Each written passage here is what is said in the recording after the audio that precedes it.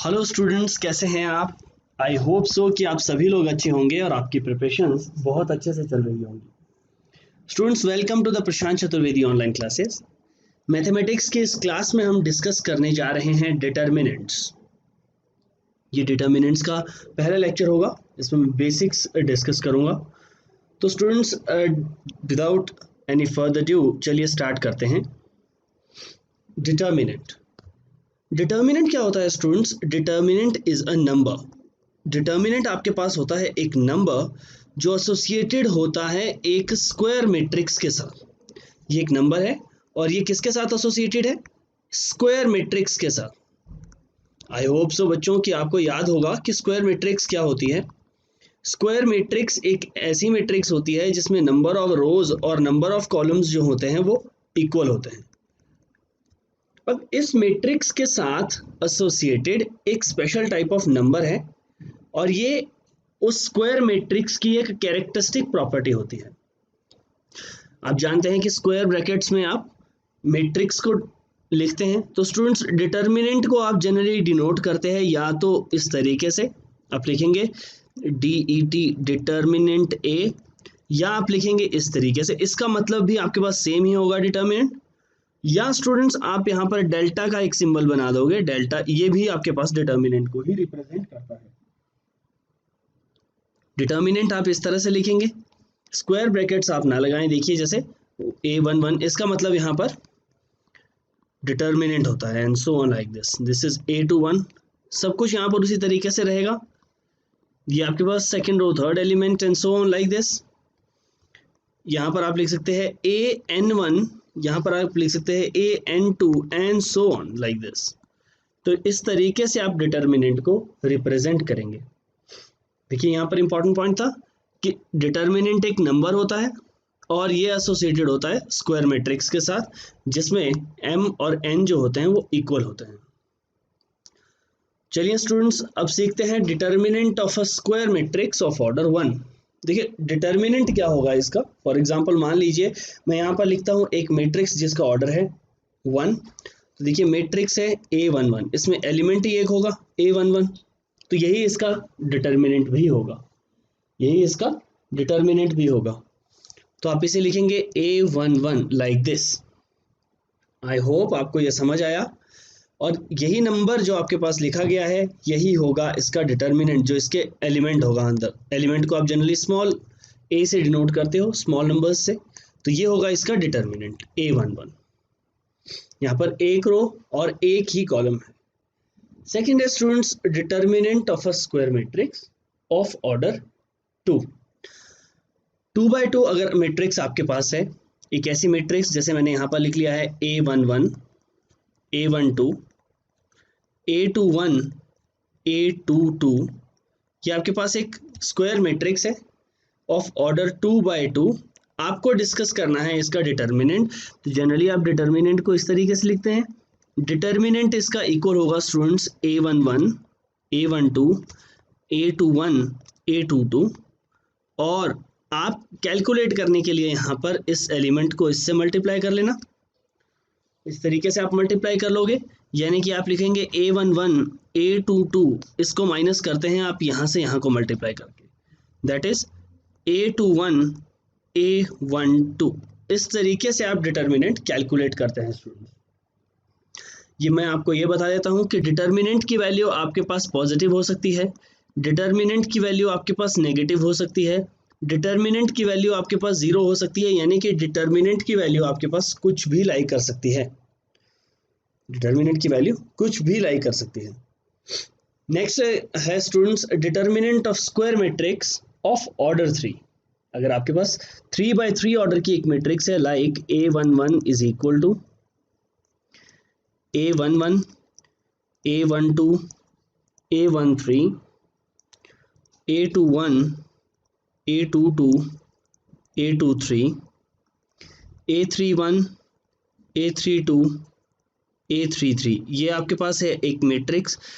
इसका डिटर्मिनेंट आपको कैलकुलेट करना है। तो डिटर्मिनेंट आप जनरली स्टूडेंट्स इस तरीके से लिखते हैं A11, A12, A13, A21, A22, A23, A31, A32, A33, ये रिप्रेजेंटेशन होगी आपके पास।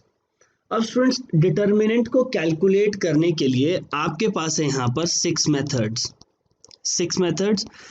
देखिए आप किसी भी रो से या किसी भी कॉलम से एक्सपैंड कर सकते हो। एक्चुअली आपको इसकी एक्सपेंशन करनी होती है, आप जानते होंगे। तो आपके पास है यहाँ पर 3 रोज, तो 3 रोज से आप एक्सपैंड कर सकते हो, या आपके पास 3 कॉलम्स अवेलेबल है तो आप 3 कॉलम्स से भी एक्सपैंड कर सकते हो। तो टोटल मिला के आपके पास 6 मेथड्स आपके पास आ जाएंगे, 6 वेज जिनसे ये आंसर आ सकता है।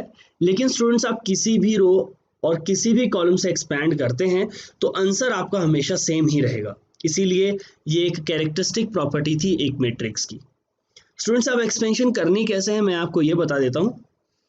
जैसे मैं यहाँ पर एक्सपेंड कर रहा हूँ रो 1 से, एक्सपेंडिंग अलोंग रो 1, ताकि आपको ये पता चल जाए कि मैंने कहाँ से एक्सपैंड किया हुआ है। तो यहाँ पर सबसे पहला एलिमेंट है A11। देखिए स्टूडेंट्स यहाँ पर आपको लिखना है -1 रेज टू दी पावर 1 + 1, जो भी एलिमेंट आप लिख रहे हो उसके बाद वो A11, और आप फर्स्ट रो और फर्स्ट कॉलम को हाइड कर लें।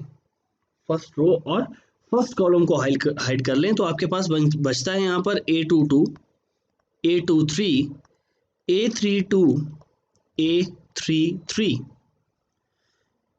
अब स्टूडेंट्स नेक्स्ट एलिमेंट आपके पास है रो 1 में A12, तो आप लिख लें -1 raise to the power 1 + 2। Second element है A12। इस बार स्टूडेंट्स आप फर्स्ट रो सेकेंड कॉलम को हाइड कर लें, जिस तरीके से आपने यहाँ पर फर्स्ट रो फर्स्ट कॉलम को हाइड किया था, तो आप इस बार कर लें फर्स्ट रो और सेकेंड कॉलम को हाइड। तो आंसर आपका आ जाता है A21, जो एलिमेंट यहाँ पर बच गए हैं A23, A31, A33। नेक्स्ट है students -1 raise to the power 1 + 3, A13, next element जो आपके पास है। यानी कि इस बार आप हाइड करेंगे फर्स्ट रो थर्ड कॉलम को, और देखेंगे कि कौन कौन से एलिमेंट्स आपके पास यहाँ पर बच रहे हैं। तो students first row third column को हाइड कर लीजिए, ये है आपके पास फर्स्ट रो और ये है आपके पास थर्ड कॉलम। तो आपके पास बचता है A21, A22, A31, A32। Students इसे एक्सपेंड करना आप जानते हैं, तो आंसर आपका आ जाता है A11। देखिए -1 की पावर जब भी इवन नंबर होगा, -1 की पावर जब भी एक इवन नंबर होगा तो वो 1 आएगा। तो आंसर आपके पास आता है A11 into A22 into A33 minus A32 into A23। देखिए यहाँ पर -1 की पावर ऑड है तो ये माइनस बन जाएगा, -A12 into A21 A33 minus A31 A23। Next है students A13 times A21 A32 minus A31 A22। ये है आपके पास आंसर। आई होप स्टूडेंट्स आपको यहाँ पर 3/3 डिटर्मिनेंट कैलकुलेट करना आ गया और आप इस तरह के क्वेश्चंस कर लेंगे। चलिए स्टूडेंट्स नेक्स्ट क्वेश्चन डिस्कस करते हैं। देखिए अगर आपके पास डिटर्मिनेंट आपको कैलकुलेट करना है 4/4 मैट्रिक्स का, आपके पास डिटर्मिनेंट है मान लीजिए 4/4 मैट्रिक्स, तो आप कैसे कैलकुलेट करोगे?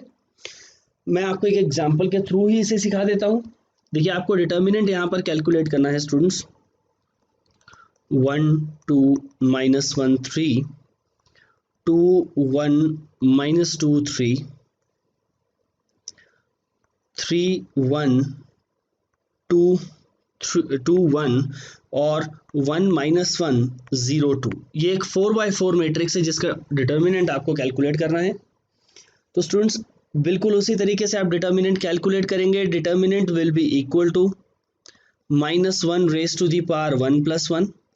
फर्स्ट एलिमेंट है आपके पास 1, आप फर्स्ट रो फर्स्ट कॉलम को हाइड कर दें और आपके पास बन जाता है 1 -2 3 1 2 1 -1 0 2। नेक्स्ट आपके पास है students -1 raise to the power 1 + 2। Second element आपके पास है 2 रो 1 में। तो आप फर्स्ट रो सेकेंड कॉलम को इस बार हाइड कर दें तो आपके पास बचता है 2 -2 2 -2 3 3 2 1 1 0 2।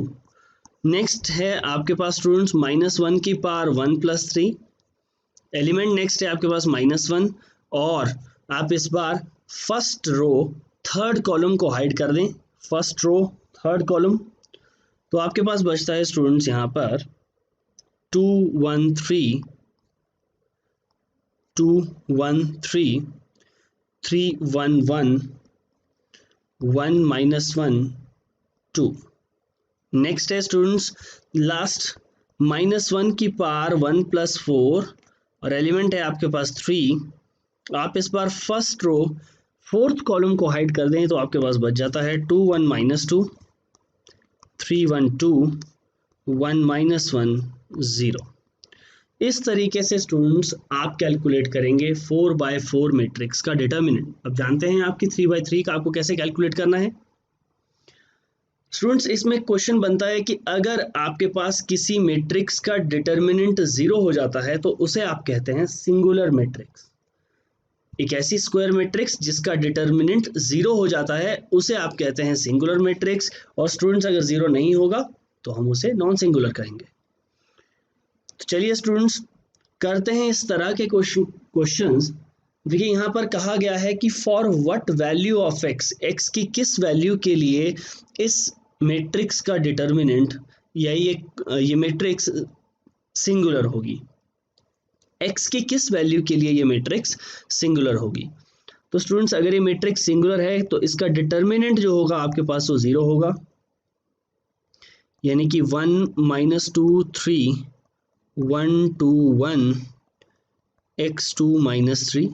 आप इसे पुट कर देंगे 0, ये बन जाएगा 1 -6 -2 +2 इंटू, आई होप आप 3x3 का डिटर्मिनेंट कैलकुलेट करना जानते हो। स्टूडेंट्स आप जितनी जल्दी इन क्वेश्चंस को कर सके उतनी जल्दी आपको डिटर्मिनेंट कैलकुलेट करना है।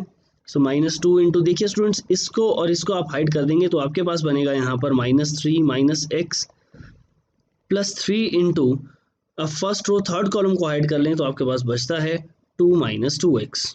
This should be equal to 0। आपके पास बच जाता है students -8 -6 -2x +6 -6x is equal to 0।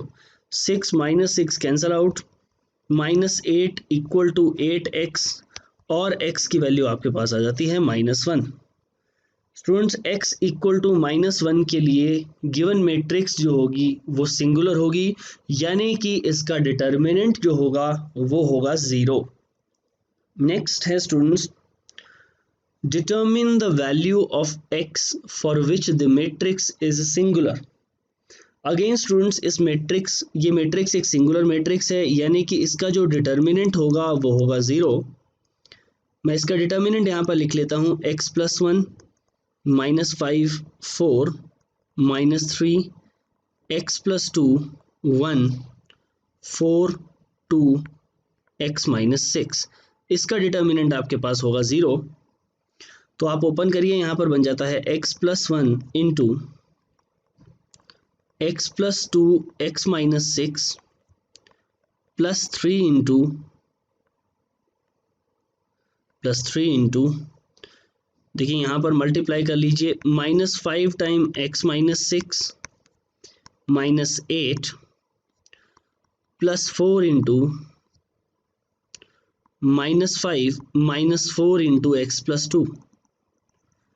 इसका डिटर्मिनेंट आपके पास हो जाएगा 0। स्टूडेंट्स आप इसे सॉल्व कर लें, यानी कि x + 1 into x² -4x -12 +3 into, यहाँ पर है -5x +30 -8 इंटू 4 इंटू, आपके पास बन जाता है -5 -4x -8 is equal to 0। Multiply करते हैं students, x cube minus 4x² minus 12x plus x square minus 4x minus 12। Next है आपके पास 3 time minus 5x plus 22 plus 4 into minus 4x minus 13, ये equal है 0 के, यानी कि x cube minus 4x² minus 12x plus x² minus 4x minus 12 minus 15x plus 66 minus 16x minus 52, ये आपके पास बन जाता है 0। स्टूडेंट्स इसको फर्दर मोर हम सॉल्व करते हैं, तो यहाँ पर हम देखते हैं कि माइनस 52 माइनस 12, और इसको सॉल्व कर लेते हैं, तो यहाँ पर बनता है एक्स क्यूब माइनस आपके पास बन जाता है यहाँ पर स्क्वायर वाली टर्म्स एक ही है तो 2 ही है, तो 3x²। एक्स वाली टर्म्स आपके पास है minus 12 minus 4 that is minus 16 minus 15 minus 31 minus 49 आपके पास बन जाता है x, और यहाँ पर 66 minus 52 is 14, 14 minus 12 is minus 2, तो ये आपके पास बन जाता है यहाँ पर 0। कैलकुलेशंस एक बार फिर से आप देख लें, x cube minus 4x² x cube minus 4x² minus 12x plus x² minus 4x minus 12 plus 3 times minus 15 plus 22 and 4 times minus 4x plus 13 minus 5x plus 22, और यहाँ पर आपके पास है x² minus 4x minus 14, x² minus 4x। Students इसे आप थोड़ा ध्यान से कर लें, यहाँ पर 14 है, x² माइनस 4x माइनस 14, तो आपके पास यहाँ पर बनेगा माइनस 14x, और यहाँ पर होगा 14 माइनस 14x माइनस 14, तो यहाँ पर सॉल्व होके आता है x cube minus 3x² minus 49x equal to 0। x अगर आप कॉमन ले लेते हैं तो x² minus 3x minus 49 equal to 0। तो यहाँ पर x की वैल्यू है students either x is equal to 0, या आप कहेंगे कि x² माइनस 3x माइनस 49 0 है। यहाँ पर डिस्क्रिमिनेंट कैलकुलेट कर लीजिए, b² माइनस 4ac यानी कि माइनस 3 का स्क्वायर माइनस 4ac, ये बन जाता है 9 प्लस 196, तो ये बन जाता है 205। तो x इक्वल है students minus b plus minus √d divided by 2a। तो ये वैल्यूज हैं आपके पास x की, either x is equal to 0 और x is equal to 3 plus minus √205 divided by 2, जिसके लिए ये डिटर्मिनेंट जो होगा इसका 0 होगा। चलिए स्टूडेंट्स अब देखते हैं माइनर्स एंड कोफैक्टर्स। माइनर क्या होता है स्टूडेंट्स? माइनर्स भी आपके पास हर एक एलिमेंट के साथ जुड़े हुए कुछ एलिमेंट होते हैं। एक स्क्वायर मैट्रिक्स जिसका ऑर्डर n है, जहाँ पर माइनर्स को आप डिनोट करोगे कैपिटल M से, उसके साथ हर एक एलिमेंट का एक माइनर एग्जिस्ट करता है। किस तरीके से वो माइनर होता है स्टूडेंट्स देखिए यहाँ पर। फॉर एग्जांपल आपको कैलकुलेट करना है यहाँ पर एक 3x3 मैट्रिक्स को, तो यहाँ पर है 4 -7 -3 2। तो देखिए स्टूडेंट्स यहाँ पर माइनर यानी कि M11 first row first column की आप बात कर रहे हैं, यानी कि आप बात कर रहे हैं 4 की, तो जो 4 के सामने वाला नंबर है वो इसका माइनर है, दैट इज 2। अगर आप बात कर रहे हैं -7 की, तो -7 के सामने वाला नंबर जो आपके पास है वो इसका माइनर है, that is -3। Now students M21 की अगर आप बात कर रहे हैं यानी कि सेकेंड रो फर्स्ट कॉलम की, तो सेकेंड रो फर्स्ट कॉलम के सामने वाला जो एलिमेंट है वो इसका माइनर है -7, और सेकेंड रो सेकेंड कॉलम के सामने वाला जो नंबर है वो इसका माइनर है, दैट इज 4। इस तरीके से आप कैलकुलेट करते हैं minor students. In the same manner देखिए आपके पास एक 3x3 मैट्रिक्स भी अगर है, फॉर एग्जांपल यहाँ पर आपके पास है 1 2 3 -3 2 -1 2 -4 3, एक मैट्रिक्स है आपके पास। अगर आपको इसका भी माइनर कैलकुलेट करना है यहाँ पर, तो इसका माइनर भी आप कैलकुलेट कर सकते हैं। किस तरीके से आप कैलकुलेट करेंगे, यहाँ पर मैं कैलकुलेट करता हूँ स्टूडेंट्स M11 यानी कि first row first column, first row first column hide करके आपके पास बचता है 2 -1 -4 3। इसका डिटर्मिनेंट आप ओपन कर लें, 6 -4 दैट इज 2। इस तरीके से आप माइनर को कैलकुलेट करोगे। नेक्स्ट M12 यानी कि फर्स्ट रो सेकंड कॉलम, इस बार फर्स्ट रो और सेकंड कॉलम को आप हाइड कर लें, यानी कि फर्स्ट रो सेकंड कॉलम को आप हाइड कर लें, तो आपके पास बचता है -3 -1 2 3। This will be equal to -9 + 2, और यहाँ पर आता है -7। सो M12 आपके पास आता है -7। तो इस तरीके से आप कोई भी माइनर यहाँ पर कैलकुलेट करना चाहते हैं, कोई भी माइनर आप लिखना चाहते हैं AMN, तो आप mth रो और nth कॉलम को हाइड करके जो एलिमेंट आपके पास बच रहे हैं AI A1 2 3 4 जो भी आपके पास होंगे यहाँ पर, उनका आप डिटर्मिनेंट कैलकुलेट कर लें, तो आपको एक 3x3 ऑर्डर की मैट्रिक्स का एक माइनर मिल जाएगा। 2x2 डिटर्मिनेंट आपको मिलेगा, जिसका माइनर आप कैलकुलेट कर सकते हो bye calculating the determinant. Students next है आपके पास कोफैक्टर्स। कोफैक्टर क्या होते हैं, देखिए आपको कोफैक्टर कैलकुलेट कैसे करना है स्टूडेंट्स, हर एक माइनर के साथ एसोसिएटेड एक कोफैक्टर होता है। फॉर एग्जांपल आप A11 कोफैक्टर्स को कैपिटल A या C से डिनोट किया जाएगा स्टूडेंट्स। सो अगर मैं कोफैक्टर को लिख रहा हूँ C11, तो C11 cofactor first row first element first row first column का कैसे कैलकुलेट करेंगे, -1 raise to power 1 + 1 into minor, जो भी आपके पास माइनर कैलकुलेट हुआ था। फॉर एग्जांपल मैं अगर 2x2 मैट्रिक्स की बात करता हूं, तो यहाँ पर माइनर जो था M11 वो इक्वल था 2 के, तो यहाँ पर कोफैक्टर भी कितना होगा स्टूडेंट्स, कोफैक्टर भी इक्वल होगा -1 raise to power 1 + 1 into minor के, यानी कि 2 के। अगर मैं कैलकुलेट करता हूँ M12 यानी कि M12 आपके पास था -7, तो कोफैक्टर A12 आपके पास इक्वल होगा -1 raise to power 1 + 2 into minor -7, तो आंसर आता है स्टूडेंट्स 7। नेक्स्ट है M13 first row third column का, यहाँ पर cofactor first row third column का कोफैक्टर आपके पास था सेकेंड रो फर्स्ट कॉलम, मैं 2x2 मैट्रिक्स की बात कर रहा था यहाँ पर, तो सेकेंड रो फर्स्ट कॉलम का जो माइनर था वो इक्वल था -3 के। देखिए इसे आप ठीक कर लें, ये माइनर जो था यहाँ पर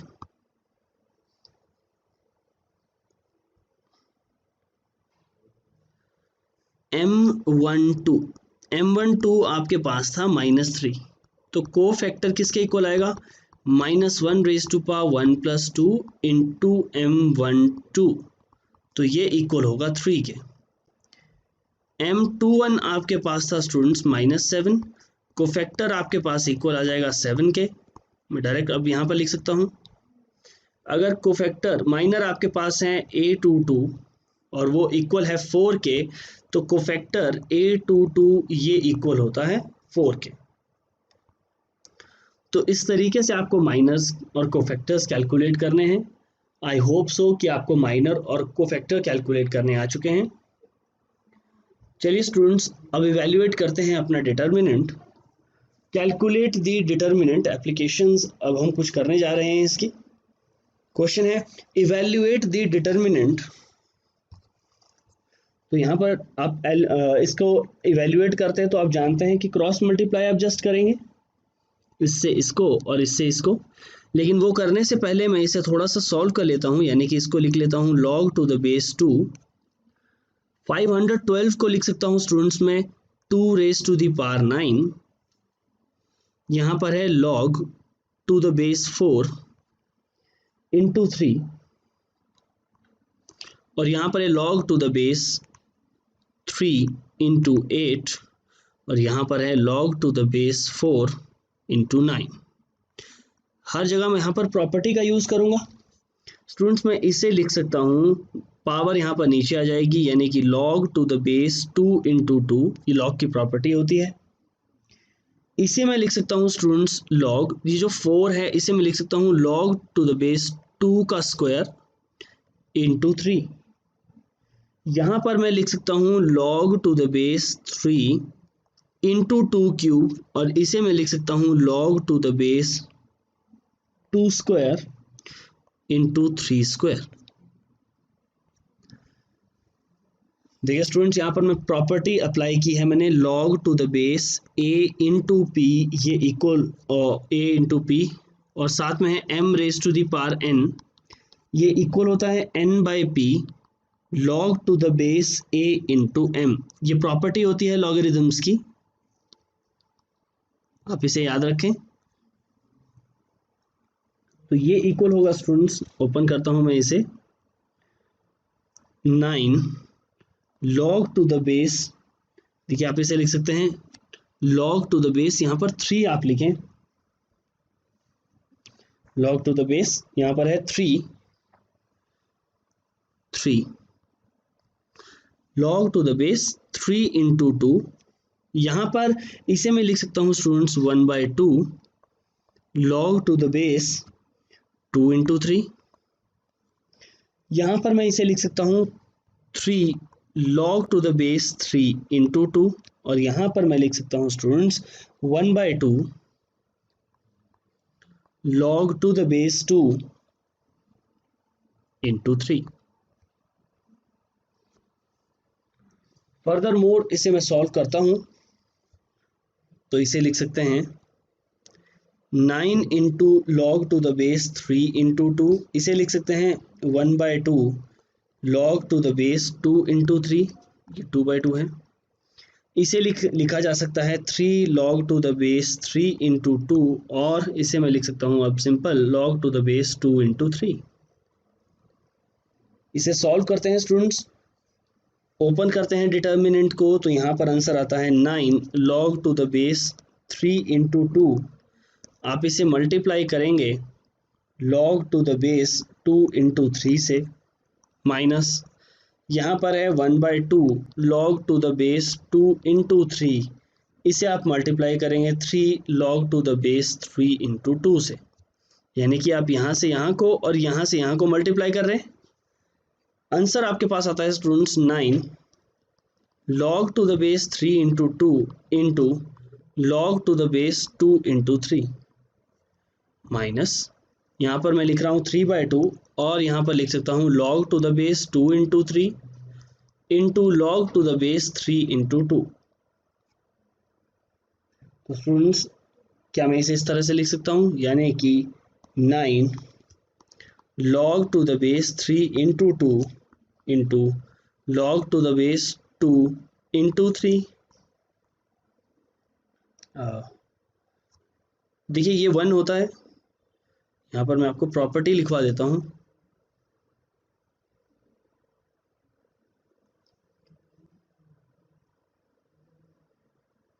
ये इक्वल होता है students log to the base m into n into log to the base n into m, ये इक्वल होता है 1 के, यानी कि आंसर आपका आएगा 9 minus 3/2, that is 18 minus 15, 18 minus 3 divided by 2, answer आपका आता है 15/2। आई होप स्टूडेंट्स आपने यहाँ पर डिटर्मिनेंट को ओपन करना सीखा। लॉग की प्रॉपर्टीज का मैंने यहाँ पर यूज किया है। मैं ये सपोज करके चल रहा हूँ कि लॉग आप छोटी क्लासेस में पढ़ के आए होंगे कि लॉग की किन किन प्रॉपर्टीज का मैंने यहाँ पर यूज किया है। चलिए स्टूडेंट्स करते हैं next question, question number 4। Evaluate the determinant 1। देखिए ये डिटर्मिनेंट है, इस डिटर्मिनेंट को आपको ओपन करना है और प्रूव करना है कि ये डिटर्मिनेंट 2 और 4 के बीच में लाई कर रहा है। तो चलिए इसको ओपन करते हैं। फर्स्ट ऑफ ऑल तो आप लिखेंगे 1 into 1 plus sine square theta minus sine theta into, यहाँ आप लिखेंगे minus sine theta plus sine theta, और लास्ट एलिमेंट आपके पास है 1 into sine square theta plus 1। Students यहाँ पर आपके पास है 1 प्लस साइन स्क्वायर थीटा और यहाँ पर भी आपके पास है 1 प्लस साइन स्क्वायर थीटा। तो आप इसे लिख सकते हैं 2 plus 2 sign square theta, 2 plus 2 sign square theta, और 2 आप कॉमन भी ले सकते हैं यानी कि 1 प्लस साइन स्क्वायर थीटा। देखिए स्टूडेंट्स इसके बाद आप जानते हैं कि साइन थीटा की जो वैल्यू होती है वो -1 से 1 के बीच में लाई करती है, -1 से 1 के बीच में लाई करती है। आप दोनों साइड स्क्वायरिंग कर लेते हैं तो ये बन जाता है 0 less than equal to sine square theta less than equal to 1। दोनों साइड आपने स्क्वायरिंग कर ली है। नाउ स्टूडेंट्स देखिए मैंने -1 को 0 इसलिए लिखा है स्टूडेंट्स क्योंकि अगर आप स्क्वायर करते हैं तो मिनिमम स्क्वायर आपके पास 0 का होता है। आप दोनों साइड 1 1 नहीं लिखेंगे, -1 का स्क्वायर यानी कि मिनिमम स्क्वायर आपको देखना है, तो मिनिमम स्क्वायर 0 का होगा। नाउ स्टूडेंट्स यहां पर है 1 ऐड किया हुआ दोनों साइड, तो मैं 1 ऐड कर देता हूं दोनों साइड, और 2 से मैं इसे मल्टीप्लाई कर देता हूं। So 2 time 1 plus sine square theta less than equal to 4। तो यानी कि 2 टाइम डिटर्मिनेंट ये 2 और 4 के बीच में लाई कर रहा है। यहाँ पर मैंने ये डिस्कस किया है स्टूडेंट्स, आई होप सो ये भी आपको समझ आया। नेक्स्ट क्वेश्चन है कि अगर ये आपको बता रहा है greatest integer less than equal to और the real number under consideration. देखिए स्टूडेंट्स यहाँ पर ग्रेटेस्ट इंटीजर होता है, फॉर एग्जांपल आपने 2.7 लिखा है तो 2.7 आपको ये देखना है कि किन दो इंटीजर्स के बीच में आता है, 2 और 3 के बीच में। तो इसका ग्रेटेस्ट इंटीजर होगा जो छोटे वाला है 2। यस, नेम इसका ग्रेटेस्ट इंटीजर होता है लेकिन आपको छोटे वाला इंटीजर देखना है। तो स्टूडेंट्स आप जानते हैं कि यहाँ पर ग्रेटेस्ट इंटीजर ऑफ x किसके इक्वल होगा। यहाँ पर अगर ये बोल रहे हैं कि ये 0 और -1 के बीच में है तो ग्रेटेस्ट इंटीजर -1 होगा। Similarly greatest integer of y कितना होगा, y लाई कर रहा है 0 और 1 के बीच में तो ग्रेटेस्ट इंटीजर होगा 0। और ग्रेटेस्ट इंटीजर ऑफ z किसके इक्वल होगा स्टूडेंट्स, ये लाई कर रहा है 1 और 2 के बीच में जिसमें छोटा है 1। तो ये वैल्यूज आप यहाँ पर सब्सटीट्यूट कर लें, लाइक -1 + 1 0 1 -1 1 1 -1 0 और यहाँ पर आपके पास है 2। इसे आप सॉल्व कर लें स्टूडेंट्स तो यहाँ पर बनता है 0 0 1 -1 1 1 -1 0 2। देखिए स्टूडेंट्स डिटर्मिनेंट का ये रूल होता है कैलकुलेशन अवॉइड करने के लिए कि जिस भी रो और जिस भी कॉलम में सबसे ज्यादा 0 हो आप वहां से एक्सपेंड करें। तो मैं यहाँ पर लिख रहा हूँ एक्सपेंडिंग अलोंग, ताकि आपको ये पता चल जाए कि मैंने कहाँ से एक्सपेंड किया है। एक्सपेंडिंग अलोंग रो 1, तो देखिए ये 0 है, ये 0 है, आपको केवल कैलकुलेट करना है A13 विच इज ये A13 है फर्स्ट रो, और थर्ड कॉलम को आप हाइड कर दें तो आंसर आता है आपका 0 -1 यानी कि आंसर आपका आता है 1। तो इसका डिटर्मिनेंट है स्टूडेंट्स 1। आई होप सो आपको ये समझ आया। नाउ स्टूडेंट्स अब डिस्कस करते हैं properties of the determinants, determinant की प्रॉपर्टीज। सबसे पहली प्रॉपर्टी यहाँ पर है स्टूडेंट्स कि अगर एक स्क्वायर मैट्रिक्स है n ऑर्डर की, अगर आप उसके एलिमेंट्स जितने भी आपके पास एलिमेंट्स है किसी पर्टिकुलर रो या पर्टिकुलर कॉलम के, उनको मल्टीप्लाई कर देते हैं उनके कोफैक्टर्स से, तो वो आपको डिटर्मिनेंट यहाँ से मिल सकता है।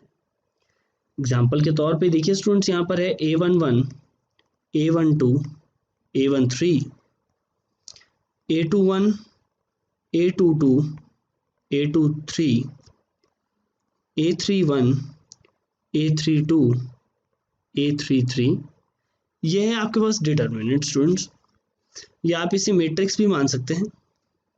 आप जानते हैं कि यहाँ पर हर एक एलिमेंट के साथ एक कोफैक्टर एसोसिएटेड होगा। मान लीजिए पहली रो के एलिमेंट्स जो हैं उनके कोफैक्टर्स है A11, कैपिटल A12 और कैपिटल A13। तो यहाँ पर अगर आप किसी पर्टिकुलर रो के एलिमेंट्स को उसके कोफैक्टर से मल्टीप्लाई कर देंगे A12 प्लस A13 तो ये इक्वल होता है स्टूडेंट्स डिटर्मिनेंट के, ये इक्वल होता है डिटर्मिनेंट के। तो आप डिटर्मिनेंट कैलकुलेट करने का यहाँ पर एक और मेथड सीख चुके हो कि अगर किसी भी रो के और कॉलम के एलिमेंट्स को आप मल्टीप्लाई करते हो कोफैक्टर्स से तो आपको मिलता है डिटर्मिनेंट।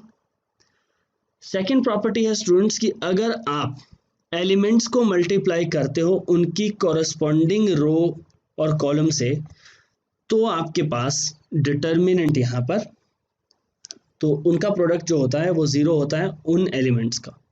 देखिए मेरे बोलने का मतलब ये है कि मान लीजिए आपके पास एक स्क्वायर मैट्रिक्स है, फिर से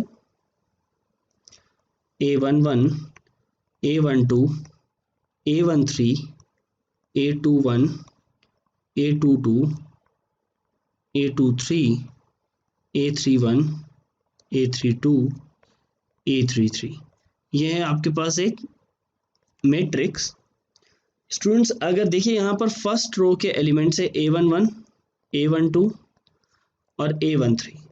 अगर मैं इनको मल्टीप्लाई कर देता हूँ कोफैक्टर्स ऑफ द कॉरेस्पॉन्डिंग रो, यानी कि कॉरेस्पॉन्डिंग रो के कोफैक्टर होंगे A12, A22 और A23।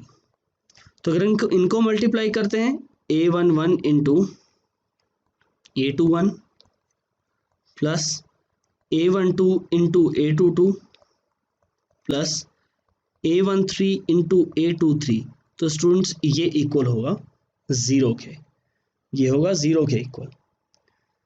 आई होप सो आपको प्रॉपर्टी भी समझ आई। थर्ड प्रॉपर्टी है स्टूडेंट्स कि अगर आप एक मैट्रिक्स का डिटर्मिनेंट करते हो या उसके ट्रांसपोज का डिटर्मिनेंट करते हो तो वो दोनों की ही वैल्यू सेम होती है स्टूडेंट्स। यानी कि यहाँ पर आप लिखते हैं एक matrix A11, A12, A13, A21, A22, A23, A31, A32, A33। तो स्टूडेंट्स ये है आपके पास A मैट्रिक्स, और अगर आप इसका लिखते हैं ट्रांसपोज, इस मैट्रिक्स का ट्रांसपोज इक्वल होगा A11, A12, A13, A21, A22, A23, A31, A32, A33। तो स्टूडेंट्स देखिए यहाँ पर अब आप ये कह सकते हैं A11, A12, A31 ये मैंने कैलकुलेट किया है यहाँ पर मैंने कैलकुलेट किया है आपके पास इसका ट्रांसपोज। तो अगर आप इस मैट्रिक्स का डिटर्मिनेंट कैलकुलेट करते हैं या इसके ट्रांसपोज का डिटर्मिनेंट कैलकुलेट करते हैं वो सेम होंगे स्टूडेंट, यानी कि ट्रांसपोज करने पे डिटर्मिनेंट को कोई फर्क नहीं पड़ने वाला है, इस बात का आप ध्यान रखें।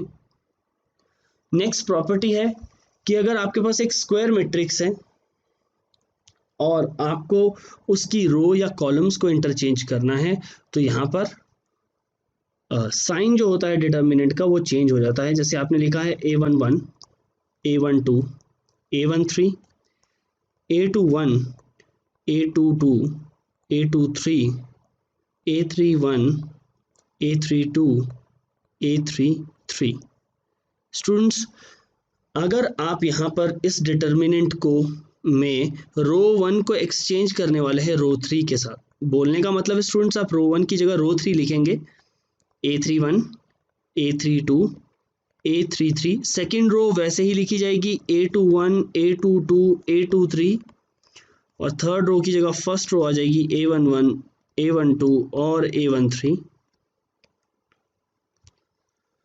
तो स्टूडेंट्स आप कहेंगे कि यहाँ पर डिटर्मिनेंट का जो साइन होगा वो जस्ट चेंज होगा, यहाँ पर माइनस साइन बाहर आ जाएगा। आई होप सो आपको ये भी समझ आया स्टूडेंट्स, ये प्रॉपर्टी आपको समझ आ गई।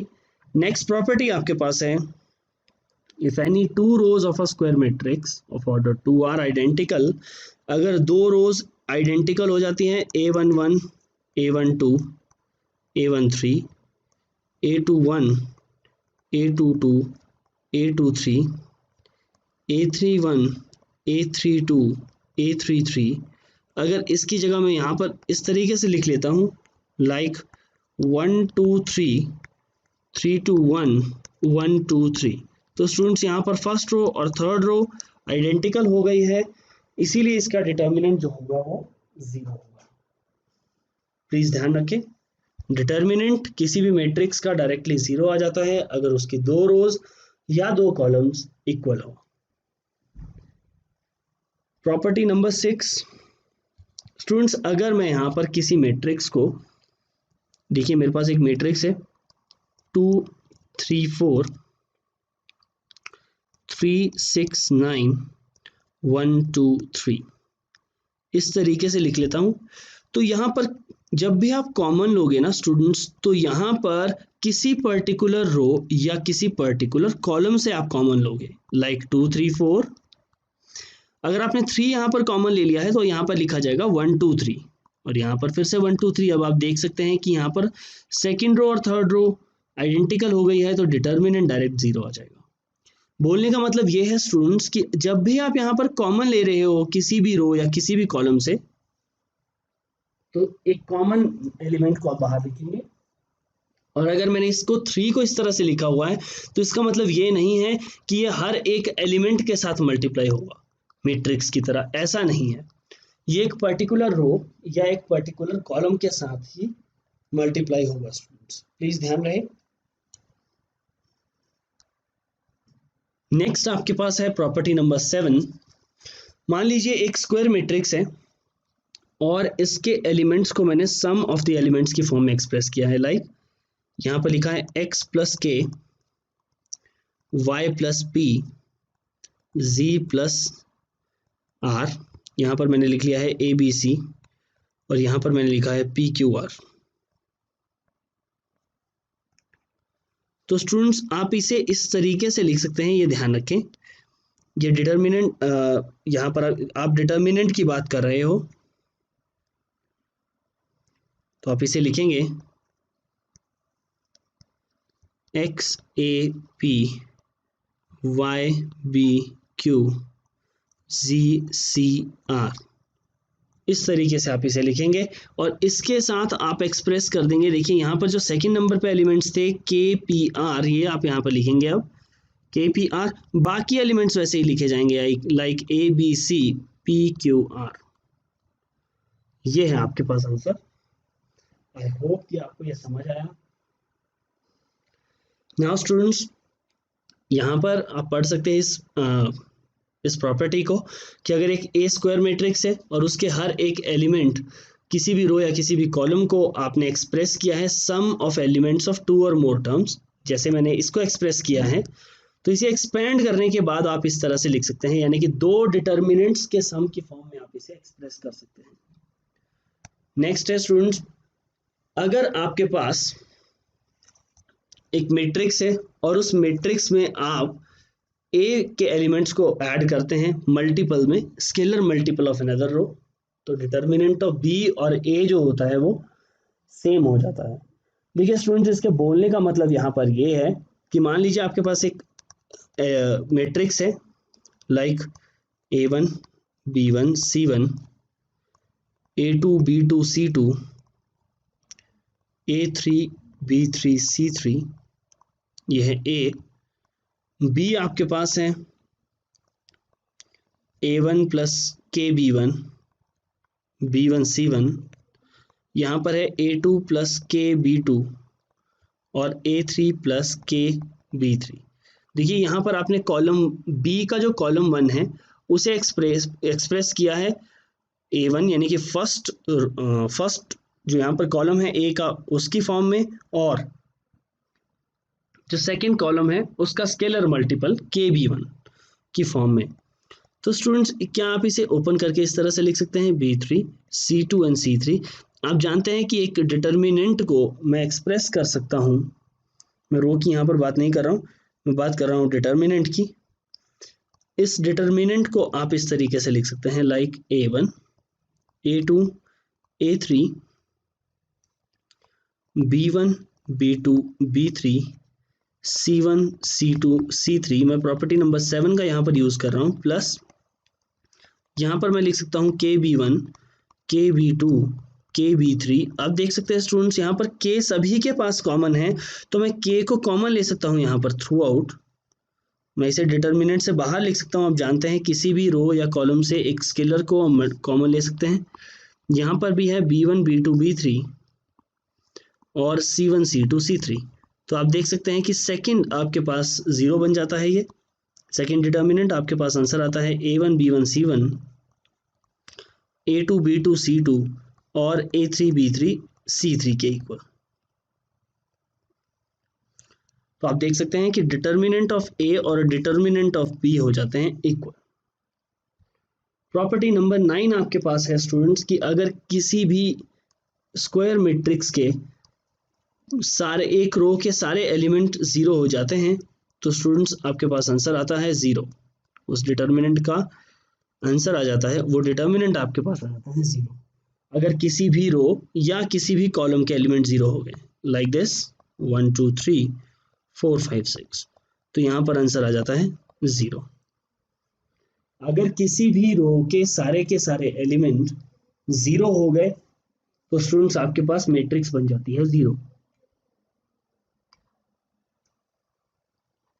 नेक्स्ट है स्टूडेंट्स, अगर आपके पास एक डायगोनल मैट्रिक्स है, आप जानते हैं डायगोनल मैट्रिक्स आपके पास होती है A11 0 0 0 A12 0 0 0 A13। अगर आपको डायगोनल मैट्रिक्स का डिटर्मिनेंट यहाँ पर कैलकुलेट करना है तो आप मल्टीप्लाई करिए केवल इसके डायगोनल एलिमेंट्स को A12 A13 A22 A33। आप इनको मल्टीप्लाई कर लीजिए, यही होगा आपका डिटर्मिनेंट स्टूडेंट्स। तो इस तरीके से आप डिटर्मिनेंट कैलकुलेट कर सकते हैं एक डायगोनल मैट्रिक्स का। डायगोनल मैट्रिक्स के डायगोनल एलिमेंट्स को आप जस्ट मल्टीप्लाई कर लें। आई होप सो स्टूडेंट्स आपने यहाँ पर इस प्रॉपर्टी को समझ लिया है। लास्ट प्रॉपर्टी है स्टूडेंट्स कि अगर आपके पास A और B स्क्वायर मैट्रिसेस हैं जिनका सेम ऑर्डर है तो डिटर्मिनेंट ऑफ AB को आप लिख सकते हैं determinant of A into determinant of B। इस प्रॉपर्टी का ध्यान रखें स्टूडेंट्स, अगर आपके पास दो स्क्वायर मैट्रिसेस है जिनका सेम ऑर्डर है तो ये वैलिड है केवल सेम ऑर्डर के लिए। तो डिटर्मिनेंट ऑफ AB को आप अलग अलग करके लिख सकते हैं determinant of A into determinant of B। तो आई होप सो स्टूडेंट्स आपको ये समझ आया। इस तरीके से आप इन प्रॉपर्टीज को याद रख लें।